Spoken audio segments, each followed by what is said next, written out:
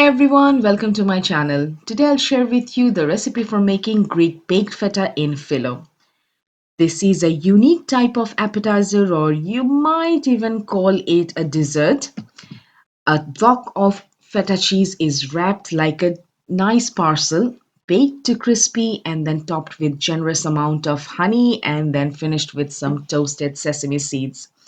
Now, ingredients for making this appetizer is really simple and there is literally no preparation. It's just assembling few items and then putting it in the oven to be baked. And like baklava, you don't have to wait for it. You can just serve it out when it's out from the oven. Let's get started with the recipe. I have a pan in the stove, and to that I'm adding 2 tablespoons of sesame seeds.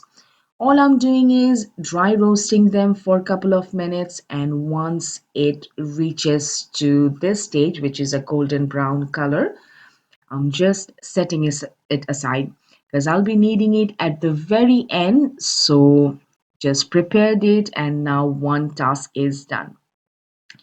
The next thing is preheating the oven to 355 degrees Fahrenheit. And now let's move on to the assembly. As I said, this is no prep appetizer. All you gotta do is assemble.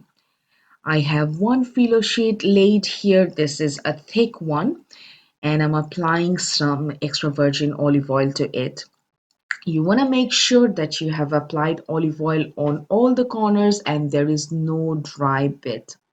Now I'm taking a 200-gram block of feta cheese. This is a whole block of feta cheese, which I'm going to wrap, and I'll show you in the video exactly how to do it. If you have ever wrapped up a present, this won't be an issue to you. It's just instead of using a small amount of wrapping paper, we are using the whole of it. So I put it on the center top part, leaving a gap.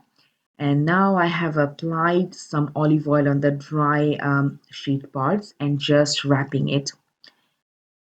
Because filo sheets are really delicate, you want to be a bit careful while wrapping them. As I said, I'm using a thick variety so that it doesn't tear. But if you're using one of the thin ones, which is the ideal one for making baklavas, you might want to use a couple of them. So as you can see, my one has teared, but it should be fine. Okay, I'm applying olive oil on all sides. Whenever I'm flipping it, I'm just applying it on the other side, and that's how you should do, because filo sheets, they tend to dry out when they're baking in the oven. My parcel is ready now. I'm just applying the last bit of olive oil. And now I'm putting it on a tray, but I like to use a parchment paper so that there is less mess and less cleaning at the end. For today's recipe, I'm making 2 blocks and they are going to the oven now. I'm baking them for around 40 minutes, but it varies from oven to oven. It could take 30 minutes, 40 or 45. And it's done. What I'm going to do next is top it up with some raw honey and some toasted sesame seeds. Because feta cheese is salty, you want to make sure that you put a lot of honey for it. And this is not a portion for one person. It's a big chunk. If you can finish it, obviously, why not? But usually, it's cut into two and then enjoyed. Okay, the sesame seeds are on top, which gives it a nutty taste.